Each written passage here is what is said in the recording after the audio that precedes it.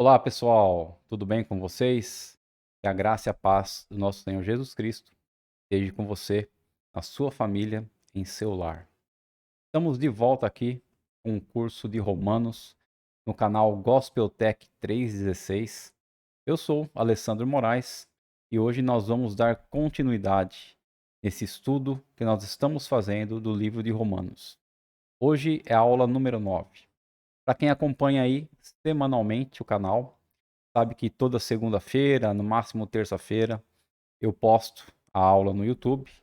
Só que na semana passada, e foi o dia 4/7, segunda-feira, a aula não saiu, ok? A aula até estava pronta, mas por alguns problemas eu não consegui gravar a aula.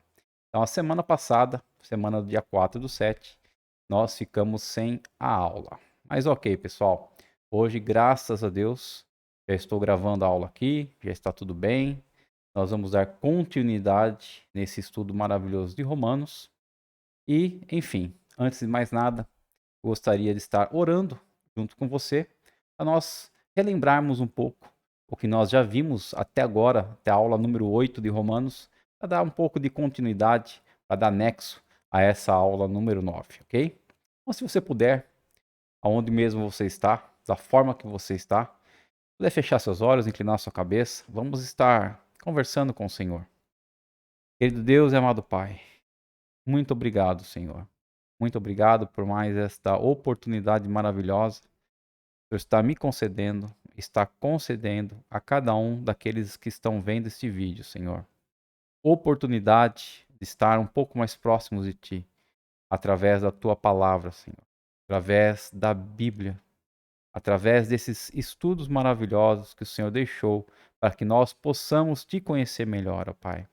A única maneira que nós temos, Senhor, de Te conhecer melhor é através da Tua palavra, Senhor. Tua palavra manifesta em Cristo Jesus, a Tua palavra é explicada pelo Teu Santo Espírito que habita em nós, ó Deus. Oh, meu Deus e meu Pai Todo-Poderoso, a Ti, Senhor, toda a honra, toda a glória, todo o poder para todo sempre, Pai. Que o Senhor venha, Senhor, ficar conosco durante esta aula, durante esses minutos que iremos estar aqui, Senhor. Senhor, me capacite, ó Pai amado, para poder, Senhor, proclamar o Teu Evangelho, ó Deus. Ensinar a Tua palavra, Pai. Me usa como uma ferramenta preciosa em Tuas mãos, Senhor.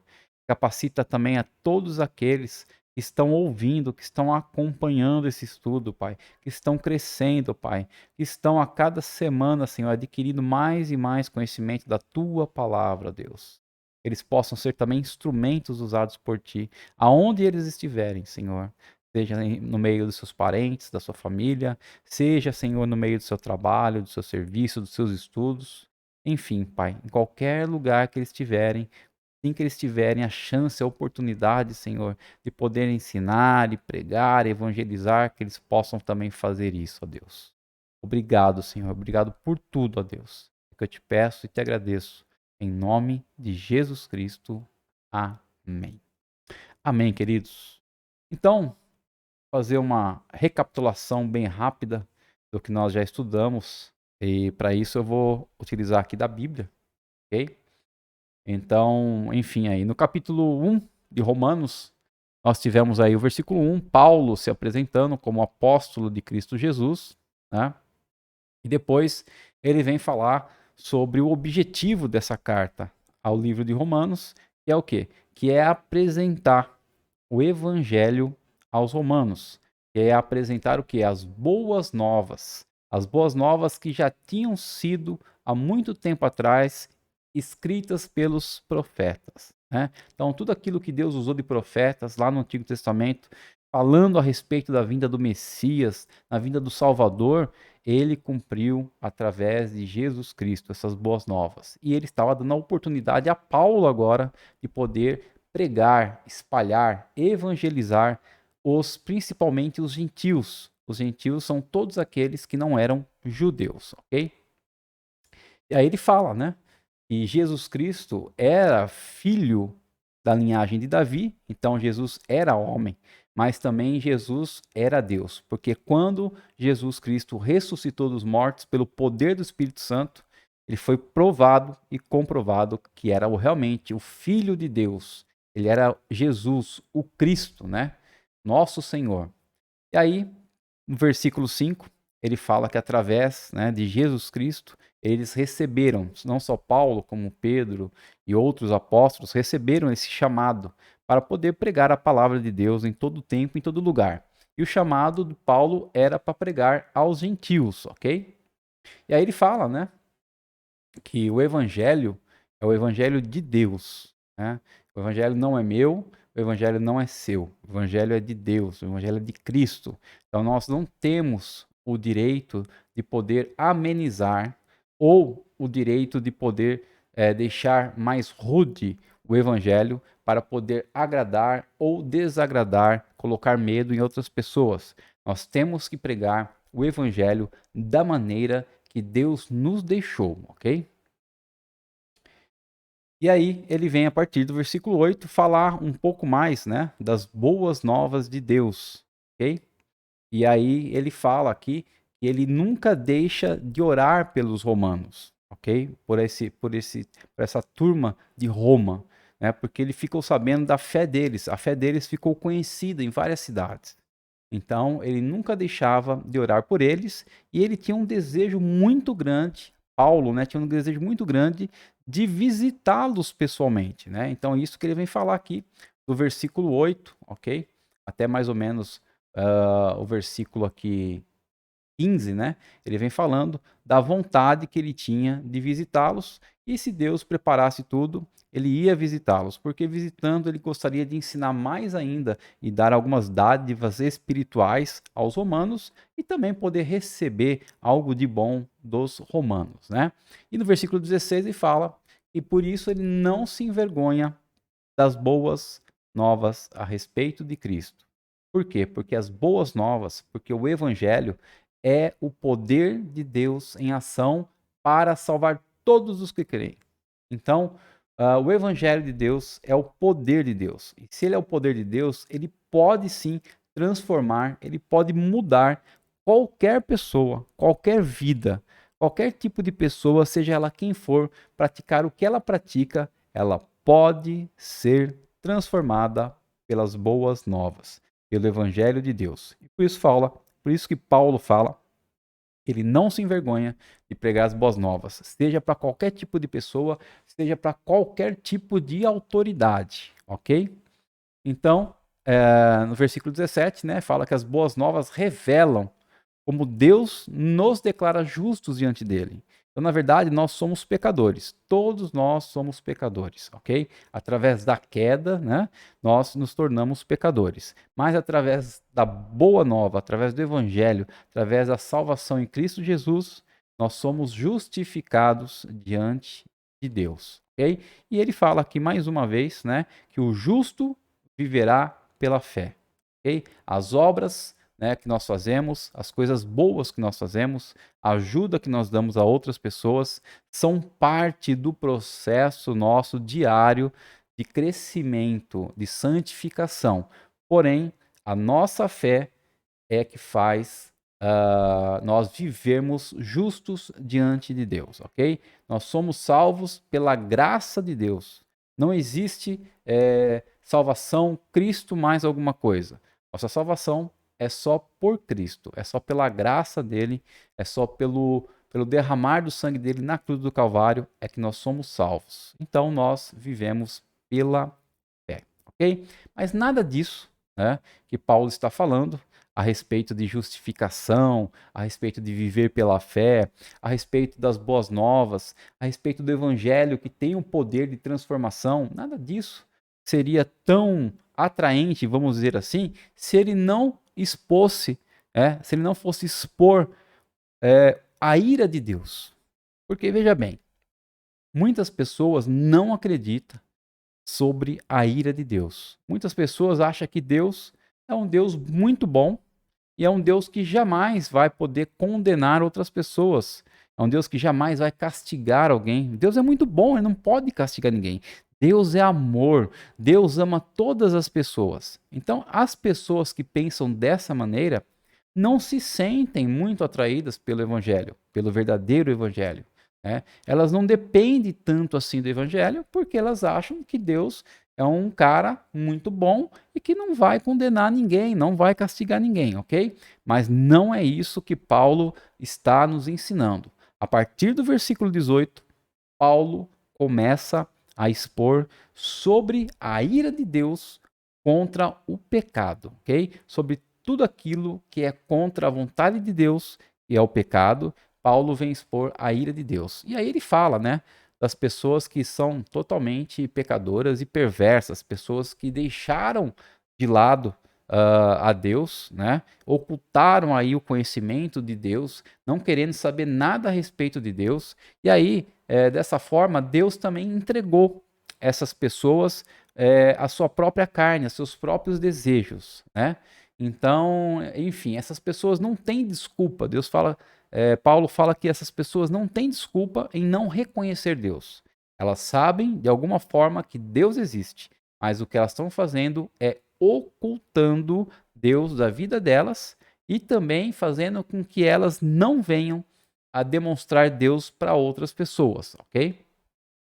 Então essas pessoas aí, elas adoram outras coisas além de Deus. Em vez de adorar a Deus, começam a adorar imagens humanas, imagens de aves, imagens de animais, de répteis e assim por diante, ok?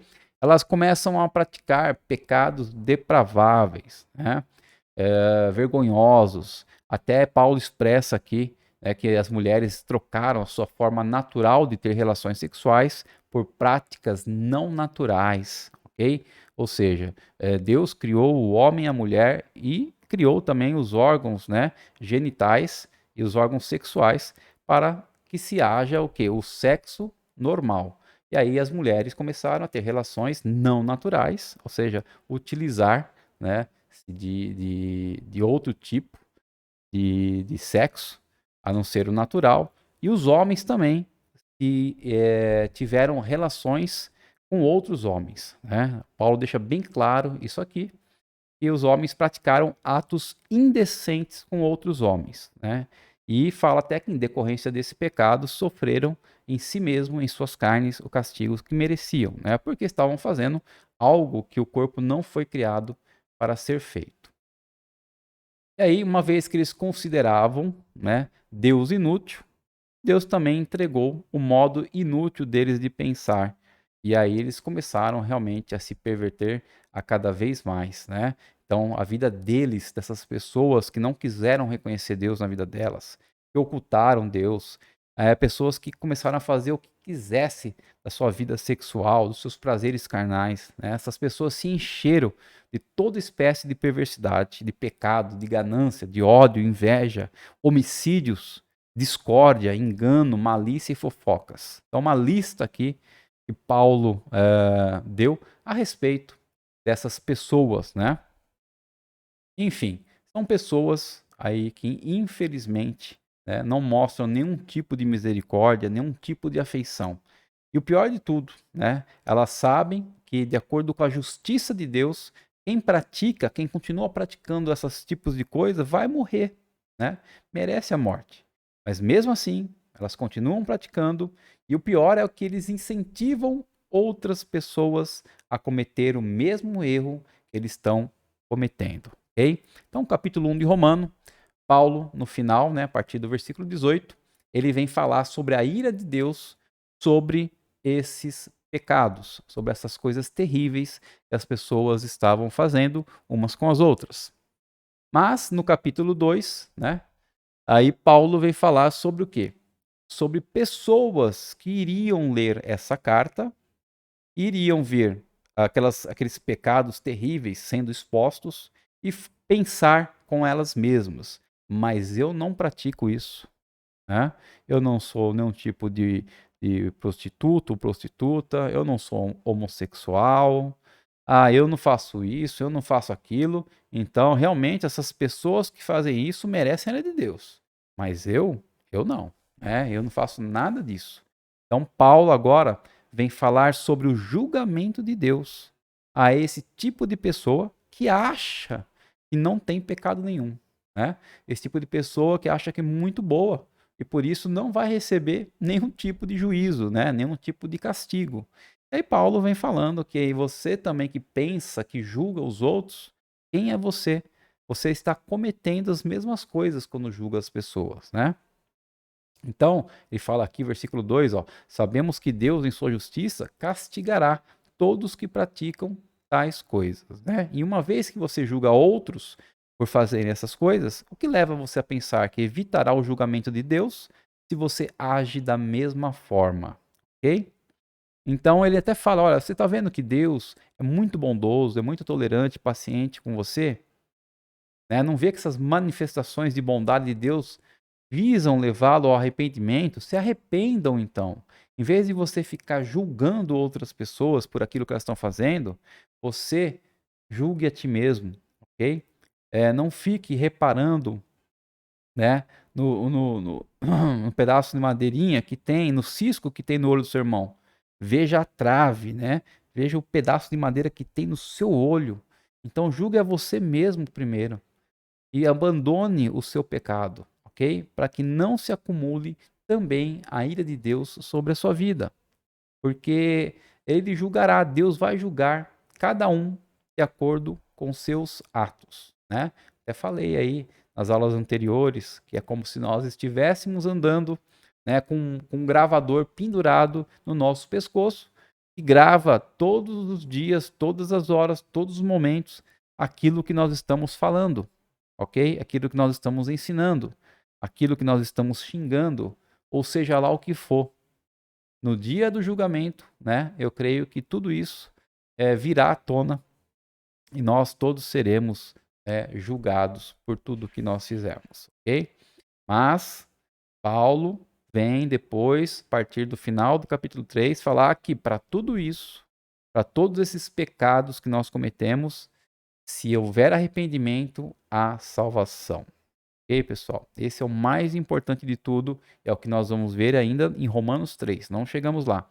Por enquanto, Paulo está expondo aqui os pecados, está expondo a ira de Deus, para que a gente possa reconhecer que a gente precisa, que a gente necessita da graça e da misericórdia de Deus, porque existe sim julgamento, existe ira. É isso que Paulo está querendo nos ensinar aqui nesses versículos, ok? E aí ele continua, né, falando sobre o julgamento de Deus, que nós aprendemos aí na aula 8, e vai até o versículo 16. E hoje nós vamos estar aí estudando, né, essa aula 9, realmente sobre os judeus, né? Paulo vai falar agora mais especificamente sobre os judeus, do versículo 17 até o versículo 29, ok? Então hoje nós vamos estudar Romanos 2, do 17 ao 29, e nós iremos aí finalizar então Romanos 2 hoje, se assim Deus nos permitir. Ok, pessoal? Vou colocar aqui então. Nossa aula de hoje é a aula número 9, ok? Vamos falar aí sobre o perigo da religiosidade sem a vida, ok?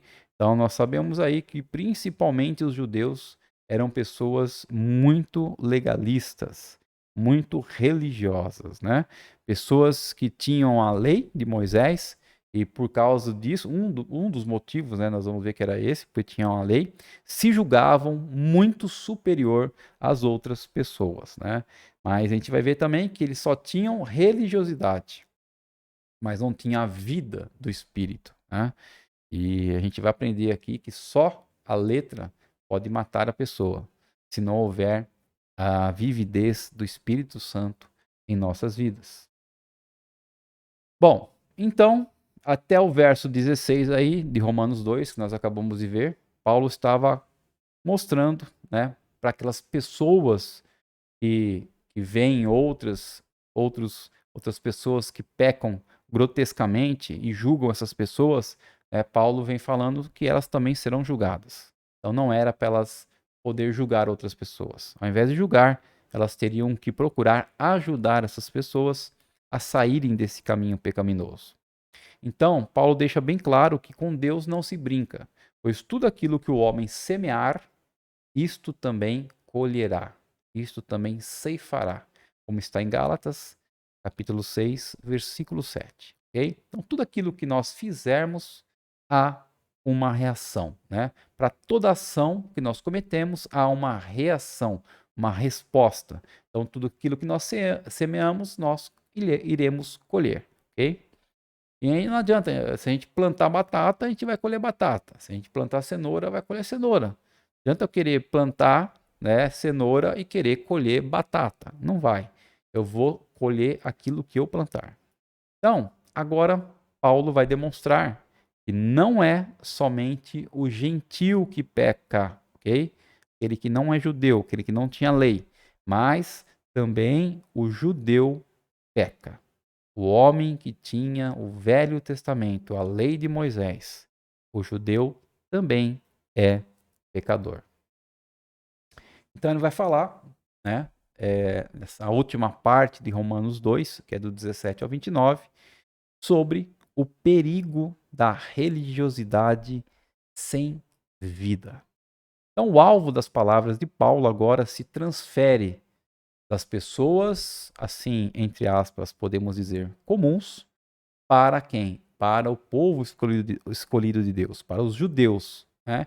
Eles mesmos se autodenominam justos, particularmente aqueles que afirmam serem merecedores da graça de Deus, ok? Então eles entendem que a graça de Deus não é um presente, não é uma dádiva para eles. Eles acham que eles merecem. Então, eles se achavam e se acham ainda isentos, né, de toda a condenação de Deus, baseado em 3 pressuposições. Quais são essas pressuposições que os judeus se baseiam, né, para poder acharem que eles são isentos da condenação? Primeiro, porque eles têm a lei, porque eles têm o Antigo Testamento, chamado a Lei de Moisés. Segundo, porque eram circuncidados. E inclusive tem alguns antigos escritos, né, desses rabinos que diziam que nenhum homem circuncidado estaria perdido. E nos dias de Paulo diziam que Abraão fica na porta do Hades, né, que é o Hades ou o inferno. Abraão fica na porta lá, se assegurando de que nenhum homem circuncidado fosse atirado para lá. Então veja a que ponto que eles chegam, né? Porque o que acontece? Todo menino, né? Todo menino, todo bebê do sexo masculino, se eu não me engano, no 7º dia, quando é judeu, né? Eles têm a cultura e o costume de circuncidar de acordo com o Antigo Testamento, né? De acordo com a lei de Moisés, eles circuncidam, pegam o prepúcio, né? Do órgão genital masculino e fazem o corte lá e fazem a circuncisão. Então eles creem tanto nessa circuncisão, eles até achavam, né, que Abraão fica na porta lá observando. Pô, você é circuncidado? É, você é judeu. Então você não pode vir para o inferno, né? Então a pressuposição deles é tão grande que até isso eles achavam. E o terceiro motivo é porque eles também são descendentes, né, filhos de Abraão. E aí, quando eles, por ser filhos de Abraão, eles também acham que não são merecedores da ira de Deus. Inclusive, quando Jesus estava condenando aqueles judeus, eles responderam a Jesus: Ó, por que que você está condenando a gente? Nós somos da descendência de Abraão. Nós somos um povo especial, né? Não podemos ser condenados da maneira que você está falando. Eles falaram com Jesus e está lá em João 8,33, ok? Mas como havia uma certa verdade, né, nessas 3 afirmações, não deixava de ser totalmente algo imaginável da cabeça deles, Paulo achou por bem mostrar, né, aos judeus qual é realmente a verdade sobre essas coisas, né? E aí nós vamos ver agora o que Paulo fala sobre isso, sobre a lei, sobre a circuncisão e sobre serem filhos de Abraão. Então, primeiro, sobre a lei, né, do versículo 17 ao 24. Então, versículos 17 e 18 de Romanos 2 diz o seguinte: Você que se diz judeu, se apoia na lei de Deus e se orgulha de seu relacionamento especial com ele. Conhece a vontade de Deus, sabe o que é certo, porque foi instruído em sua lei. Então, note a autoconfiança dos judeus, né? Que vantagens ou privilégios que eles achavam que tinham. Por que eles achavam que tinham? Porque desde criança eles eram instruídos e conheciam qual é a vontade de Deus, o que era certo e o que era errado. Sim, eles conheciam, eram instruídos, né? Então eles achavam que tinham um relacionamento especial com Deus, né? Por serem um povo escolhido. Eles tinham certeza que eles adoravam o Deus único e verdadeiro, da maneira deles, mas sim. Conheciam a vontade de Deus, sabiam o que é certo e eram sempre, desde pequeno, instruídos pela lei. Ok? Agora, o versículo 19 e 20. Paulo diz assim: está convencido, você que tem tudo isso, que tem a lei, que é instruído, que tem um relacionamento especial com Deus, você está convencido de que é guia para os cegos e luz para os que estão perdidos na escuridão. E considera-se capaz de instruir os ignorantes e ensinar os caminhos de Deus às crianças. Você, judeu, está certo de que a lei de Deus lhe dá pleno conhecimento e verdade. Ok? Então, Paulo vem completando aí, né, mostrando tudo aquilo que o judeu sentia por ser da descendência de Abraão e por conhecer a lei de Deus. Então, vamos notar aqui que tudo que eles tiveram, né, acabou tornando eles vítima de um orgulho muito grande, né, de uma prepotência a toda prova. E aí, por isso que Paulo deu esses títulos a eles, né? Guia de cegos, luz para os que estão perdidos na escuridão, instrutor de ignorantes, mestre de crianças, né? Porque eles se achavam realmente melhores do que qualquer outro tipo de povo. O versículo 21 ao 23 diz assim: pois bem, se você ensina outros, por que não ensina a si mesmo? Diz a outros que não roubem, mas você mesmo rouba? Afirma que é errado cometer adultério, mas você mesmo adultera? Condena a idolatria, mas rouba objetos dos templos? Você, que tanto se orgulha de conhecer a lei, desonra a Deus, desobedecendo a lei? Então, Paulo aqui, depois de ter colocado, né, o judeu lá no patamar de cima, realmente reconhecendo que eles são um povo especial, que eles têm a lei de Deus, que eles têm um relacionamento especial com Deus, eles são instruídos pela lei, eles podem, através disso, então, realmente guiar outras pessoas, ensinar outras pessoas, ser mestres.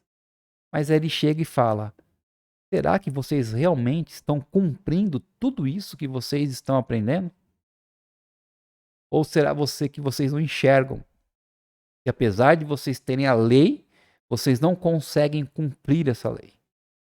Que vocês não devem ser tão arrogantes como vocês são e que vocês foram escolhidos para poder ensinar e passar tudo isso que vocês aprenderam a outras pessoas, aos gentios, aqueles que não são judeus, né? Então, será que os judeus fizeram uso adequado e correto das vantagens e privilégios que eles tiveram? Essa que é a grande pergunta-chave. Eles tinham muitas vantagens e muitos privilégios. Sim, Paulo reconhece isso. Mas a gente vê que do versículo 21 ao 23, Paulo fala: será que vocês estão usando de forma correta tudo isso que vocês têm? Né? Beleza, diz Paulo, tudo isso é muito bom. Mas e então? E daí? Vocês estão vivendo isso de acordo com aquilo que vocês estão pregando? Tudo isso é realidade realmente na vida de vocês? Ou vocês estão sendo hipócritas? Né? Bom, se a gente for trazer isso para o nosso contexto atual, essas mesmas palavras, né? Nós poderíamos nos perguntar o seguinte: nós que temos tido vários privilégios também hoje em dia, sei? Ok? Nós temos aí a Bíblia, né? Em várias traduções.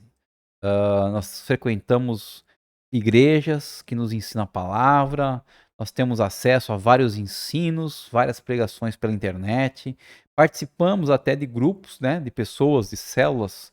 Nós temos aí vários anos caminhando na igreja. Mas então, né? E daí? Todas essas vantagens que nós também temos hoje em dia, será que nós estamos levando Deus e a sua palavra a sério? Será que nós estamos sendo honestos em nosso emprego, nosso negócio?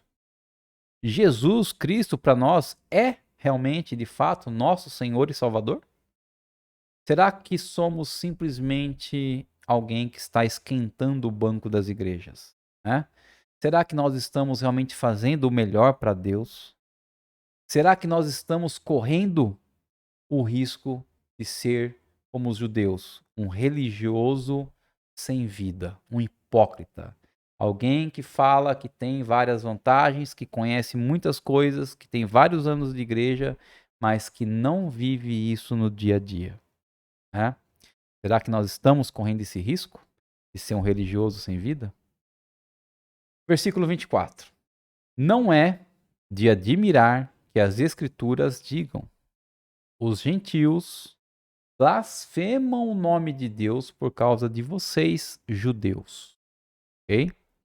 Então, os judeus que deveriam mostrar para o mundo pagão, né? O pagão é aquele que não conhece a Deus.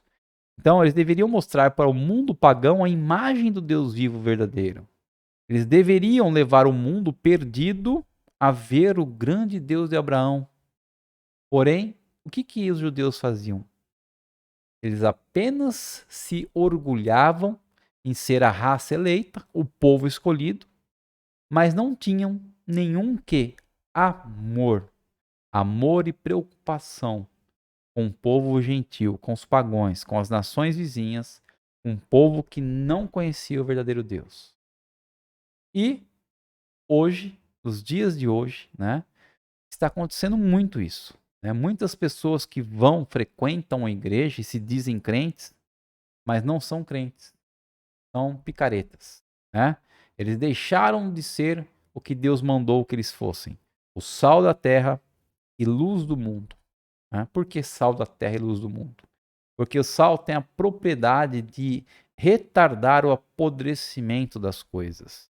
Então, quando a gente põe uma camada de sal, né, um sal grosso, um sal em cima de uma carne, em cima de alguma coisa, ela tem a propriedade de retardar o apodrecimento. Okay? Então a gente tem que ter essa propriedade em nossas vidas. O mundo está apodrecendo, o mundo está ficando a cada dia pior, sim, está, mas nós, como sendo aquelas pessoas que estamos recebendo a mensagem de Deus, o evangelho, a boa notícia, nós temos que ser o sal que vai retardar esse apodrecimento no mundo, né? Nós temos que nos destacar, nós temos que ser representantes de Cristo, sacerdotes de Cristo aqui nessa terra. E por causa, né, dessas pessoas que não fazem isso, o nome de Deus muitas vezes é blasfemado entre os homens da nossa sociedade, né? Pessoas que veem crentes que são simplesmente religiosos, legalistas, que não têm vida em si mesmo, não tem a vida do Espírito Santo, que não vive aquilo que prega, não vive aquilo que ensina e acaba dando mau testemunho e muitas vezes as pessoas blasfemam o nome de Deus por causa dessas, ok? Então nós temos que tomar muito cuidado, né, para não ser esse tipo de pessoa hipócrita. Bom, então nós temos que sempre estar olhando, fazendo um autoexame em nossas próprias vidas, né, e nos perguntando: será que nós temos testemunhado Cristo através das nossas vidas? Ou o que nós temos feito através das nossas vidas? Ok? Bom, versículo 25 a 27, Paulo vem falar sobre o segundo pressuposto dos judeus, a circuncisão. Então, a prática judaica da circuncisão só tem valor se você obedece à lei de Deus. Mas se você, que é circuncidado, não obedece à lei de Deus, não é diferente de nenhum gentil incircuncidado. E se os incircuncidados obedecerem à lei de Deus, acaso não serão também considerados circuncidados? De fato, os gentios incircuncidados que cumprem a lei de Deus condenarão você, judeu, que é circuncidado e tem a lei de Deus, mas não obedece a ela. Então, Paulo aqui vem expor aos judeus e vem falar para eles o seguinte: fala, ó, você é circuncidado de acordo com a lei? Ok, mas se você não obedece à lei, é a mesma coisa que se você não fosse circuncidado. E aqueles que não são circuncidados, mas que obedecem, que conhecem e passam a obedecer à lei através do conhecimento, vão ser considerados circuncidados, ok? Então a circuncisão em si não pode salvar o judeu, porque ele não tem obedecido a toda lei, todos os mandamentos, né? Então, como eu falei, nesses versículos que nós acabamos de ler, Paulo coloca mais ou menos assim a matemática. Circuncisão menos obediência é igual a incircuncisão. Incircuncisão mais obediência é igual a circuncisão, né? Então, em outras palavras, Paulo está dizendo o quê? Que rituais, tais como circuncisão, batismo, crisma, extrema-unção, ou seja lá o que for, não salva ninguém. E nós vamos ver muito bem isso ilustrado no capítulo 4 de Romanos, quando chegar no capítulo 4. Então, a verdadeira circuncisão, ela é efetivada pelo Espírito Santo e é feita no coração e não pela lei. E esta recebe a aprovação de Deus e não dos homens, ok? Então é Deus que aprova a circuncisão feita em nosso coração através do Espírito Santo e não a circuncisão feita no prepúcio, né, na carne, ok? É aprovada somente pelos homens. Bom, e por último, né, nós vamos ver aí Paulo falando sobre o nascimento, por serem descendentes de Abraão, né, versículos 28 e 29, que diz assim: pois ser judeu exteriormente ou ser circuncidado não torna ninguém judeu de fato. Judeu verdadeiro é quem o é no íntimo. E circuncisão verdadeira é a do coração, feita pelo Espírito Santo e não pela letra da lei, recebendo assim a aprovação de Deus e não das pessoas. Então é Deus quem tem que me provar. É Deus que prova a minha circuncisão. Através do quê? Através do Espírito Santo em mim. Através da minha obediência à lei. Ok? Então, tornar-se um judeu cristão é algo que acontece aonde? No interior. Algo que acontece no nosso secreto. E não simplesmente exteriormente. Não simplesmente por ser descendente de Abraão, ok? Então, João 3,6, Cristo fala assim: o que é nascido do Espírito é Espírito, né? Então, é isto que Jesus chamou de novo nascimento. E veja que a palavra Espírito, que aparece em primeiro lugar, está com a letra maiúscula de Espírito Santo. E a outra está com o E minúsculo, significando que o nosso espírito humano estava morto, mas foi revivificado, né? Foi nascido novamente pelo Espírito Santo, ok? E isso está em Efésios 2, do 1 ao 9, ok?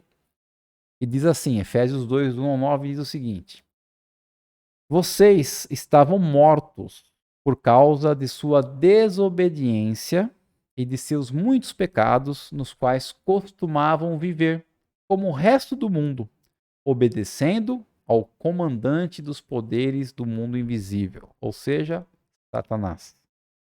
Ele é o espírito que opera no coração dos que se recusam a obedecer, né? Então, todos aqueles que são desobedientes, que não querem saber de Deus, na verdade, eles estão obedecendo a Satanás. Todos nós vivíamos desse modo, seguindo os desejos ardentes e as inclinações da nossa natureza humana. Éramos, por natureza, merecedores da ira, como todos os demais.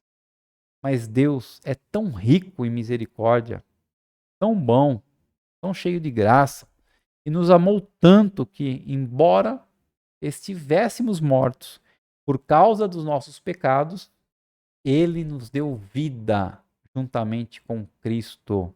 Okay? Quando Cristo, depois do seu sacrifício na cruz, foi ressuscitado, nós também fomos novamente, nascemos de novo por uma vida nova com Cristo. Então, é pela graça, é dom de Deus, é presente de Deus, é dádiva de Deus que nós somos salvos. Então, é pela graça que nós somos salvos. Pois ele nos ressuscitou com Cristo e nos fez sentar com ele nos domínios celestiais. Porque agora estamos em Cristo Jesus. Portanto, nas eras futuras, os tempos que virão, Deus poderá apontar-nos como exemplo da riqueza insuperável da sua graça, revelada na bondade que ele demonstrou por nós em Cristo Jesus. Okay? Então vocês são salvos pela graça, por meio da fé. E isso não é escolha de vocês. Não foi vocês que escolheram ser salvos. É uma dádiva, um presente de Deus. Tudo isso partiu de Deus. Não é uma recompensa pela prática de boas obras, né?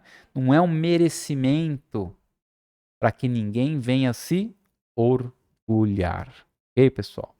Então, esse texto, né, de Efésios 2, do 1 ao 9, deixa bem claro que todos nós estávamos mortos em nossa natureza humana pecaminosa, só que através do sacrifício de Cristo e com Cristo fomos ressuscitados. Através do quê? Da graça de Deus por nossas vidas, por meio da fé. Então, finalizando nossa lição de hoje, né? Será que eu e você estamos correndo algum perigo de estarmos vivendo sem vida? Será que a nossa religiosidade está ultrapassando os limites da vida espiritual que temos que viver? Né? Será que estamos sendo muito legalistas, religiosos, mas não estamos tendo a vida do Espírito em nós? Será que a nossa confiança está onde? Nos ritos, né? Naquilo que muitas igrejas nos obrigam a fazer? Ou até mesmo naquilo que a palavra de Deus nos fala para nós fazermos? Ou será que a nossa confiança está em Cristo Jesus, que é o caminho, a verdade e a vida? Amém? O que é mais importante para nós? Então, a lição de hoje, queridos, foi justamente para nos revelar que nem só da letra, né, nem só das palavras, nem só por ser eu descendente de Abraão, ou seja, de quem for, nem só porque eu conheço a palavra de Deus, conheço a lei, e eu estou salvo. Okay? A minha salvação vem, não é por obediência a nada disso. A minha salvação vem pela graça, pelo presente de Deus para a minha vida. Então Deus me elegeu, Deus me redimiu e Deus me transformou. Através da graça de Cristo Jesus, eu sou salvo. E é pela fé nisso que eu vivo a cada dia da minha vida. O restante que eu faço é consequência daquilo que hoje eu sou em Cristo Jesus. Porque se realmente eu fui salvo e Deus me redimiu e me transformou, eu tenho que ser o quê? Eu tenho que ser um representante de Cristo aqui na terra. A minha imagem, tudo aquilo que eu faço, o meu testemunho, tem que ser um testemunho verdadeiro que Deus é o que é. Amém, queridos? Não posso de maneira nenhuma ser hipócrita, né? Aquilo que eu prego me prega. Então, tudo aquilo que eu estou pregando, tudo aquilo que eu estou ensinando, eu tenho que viver, porque se eu não viver, eu serei pregado por essas palavras, ok? Espero que você possa refletir, né, em tudo que você tem aprendido, tudo que você tem tido conhecimento da palavra de Deus. Espero que você esteja vivendo isso com muito amor, com muito carinho e crendo que a graça de Deus nos basta. Amém, queridos? Então é isso aí. Gostaria de estar orando com vocês para estarmos encerrando a aula de hoje, ok? Desejando a todos aí uma ótima semana na presença do Senhor. Querido Deus e amado Pai, muito obrigado mais uma vez, Senhor, por essa aula, por esse tempo, por esses minutos na Tua presença. Que o Senhor venha a cada dia, a cada semana, Senhor, ministrar em nossas vidas, ministrar em nosso coração através do Teu Santo Espírito, ó Pai. E tudo que nós temos aprendido, Senhor, não fique somente na letra. Que nós não sejamos somente religiosos sem vida, mas que a cada dia nós possamos dar testemunho, ó Pai. Nós possamos viver realmente pelo Espírito e viver amando e se preocupando, Senhor, com outras pessoas, por aquelas pessoas que estão ao nosso derredor. E tudo aquilo que o Senhor nos chamou, Senhor, para fazer, tudo aquilo que é propósito de vida para estarmos ainda aqui vivendo, Senhor, que o Senhor possa nos capacitar para fazermos por outras pessoas, ó Deus. Continua nos ajudando, continua nos abençoando, continua nos protegendo e nos guardando, ó Deus. Pai, que o Senhor possa, em nome de Jesus Cristo, a cada dia, Pai, nos colocar debaixo das tuas asas santas, Senhor. Possa nos proteger e nos livrar de todo o mal, ó Deus. Abençoa cada um dos meus irmãos. Abençoa seus familiares. Abençoa seus vizinhos, seus amigos e parentes. Abençoa a casa, o serviço, o trabalho, Senhor. Ô Pai amado, em nome de Jesus Cristo, Senhor, que todo aquele que está buscando por uma porta de emprego, adiante de Ti, Senhor, possa colocar sua vida e que o Senhor possa mostrar, Senhor. Que eu possa abrir essa porta para essas pessoas, ó Pai. Todo aquele que está necessitado, todo aquele que está passando necessidade, Senhor, seja fome, seja doença, seja o que for, ó Senhor. Eu oro para que o Senhor possa ministrar na vida dessas pessoas. Essas pessoas possam ser ajudadas por outras. Essas pessoas possam ver, Senhor, a luz de Cristo na vida delas, ó Deus. Muito obrigado por tudo, ó Pai. Eu que te peço e te agradeço. Em nome de Jesus Cristo. Amém. Amém, queridos? É isso aí. Então, vou ficando por aqui. Se você achou boa a aula, deixe seu like na aula. Compartilhe a aula com outras pessoas. Se você ainda não é inscrito no canal Gospel Tech 316, se inscreva, ok? Um grande abraço, um grande beijo para todos. E até a semana que vem, se assim Deus nos permitir.